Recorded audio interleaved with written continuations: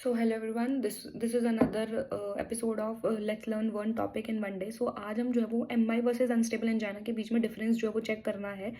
सो unstable angina के अंदर होता क्या है? अनस्टेबल एंजाइना के अंदर जो है मतलब रेस्ट पे भी जो है वो चेस्ट पेन हो रहा है। चेस्ट पेन कैसा है? डिफ्यूज चेस्ट पेन है, पूरी पूरी चेस्ट के अंदर जो है वो पेन हो रहा है, जिसको हम कहते हैं लिवाइन साइन, राइट। यहाँ पे हुआ क्या? अनस्टेबल एंजाइना जो है वो हो क्यों रहा है? जो हमारी आर्टरी है, आर्टरी के अंदर जो फिशर बना हुआ है वो जो है वो टूट गया। जब फिशर टूट जाएगा तो वो कोलेजन एक्सपोज हो जाएगा। कोलेजन एक्सपोज हो जाएगा वहां से, तो वहां पे आके प्लेटलेट आके जो है उसके ऊपर बैठेंगे, तो वहां पे जो है वो एक प्लेटलेट प्लग बन जाता है। इसको जो है वो हम क्या कहते हैं? इसकी वजह से जो है वो एंजाइना हो रहा है। और जो वो प्लाक फिशर हुआ है उसमें से जो छोटे छोटे कोलेजन निकले हैं, जो प्लेटलेट निकली है, वो आगे जाके जो है वो परफोरेटर्स के अंदर जो है वो डिपॉजिट हो जाती है। मतलब कि बहुत छोटी छोटी आर्टरीज के अंदर जो है वो जाके डिपॉजिट हो जाता है। इसकी वजह से जो है वो क्या हो रहा है? अनस्टेबल एंजाइना हो रहा है, राइट।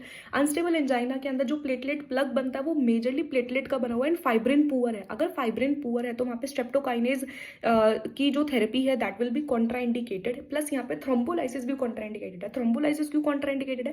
क्योंकि जो पहले से ही जो प्लेटलेट की छोटे छोटे पार्ट्स हैं वो जाके परफोरेटर्स में डिपॉजिट हो गए हैं। तो अगर मैं थ्रोम्बोलाइसिस करूंगी तो ये थ्रोम्बस और ज्यादा टूटेगा और ज्यादा जो है वो परफोरेटर्स में जाके डिपॉजिट होएगा, तो और ज्यादा जो है वो वर्सन करेगा एंजाइना को, राइट। अब यहाँ पे भी जो है वो हमें डायाफोरेसिस, पैल्पिटेशंस एंड लिवाइन साइन देखने के लिए मिलेगा, जो कि बिल्कुल कंप्लीटली सिमिलर होता है एमआई की तरह। एमआई में भी यही फीचर्स आते हैं। अगर क्लिनिकली मेरे पास आएगा तो मैं डिफरेंशिएट कैसे करूंगी कि अनस्टेबल एंजाइना या फिर ये एमआई है।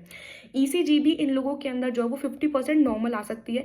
ईसीजी के अंदर हम इनिशियली क्या देखते हैं? इनिशियली जो है वो हम मेरे को T wave, hyper acute T waves देखने के लिए मिलेंगी, जो कि मायोकार्डियल इश्कीमिया बताती हैं।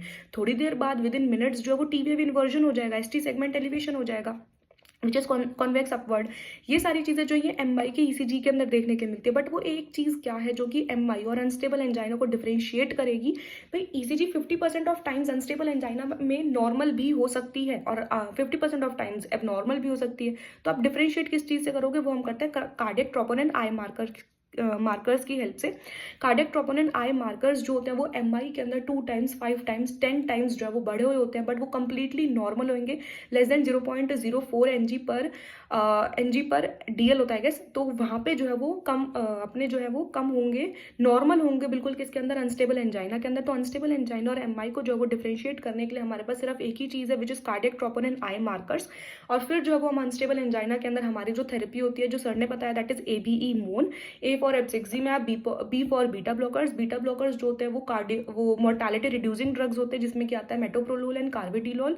ई फॉर इनॉक्सापैरिन है, एम फॉर मॉर्फिन है, ओ फॉर ऑक्सीजन है, ए फॉर एस्पिरिन है, आई गेस एस्पिरिन है, एंड एन फॉर जो है वो क्या है? N for is IV nitroglycerin की ड्रिप।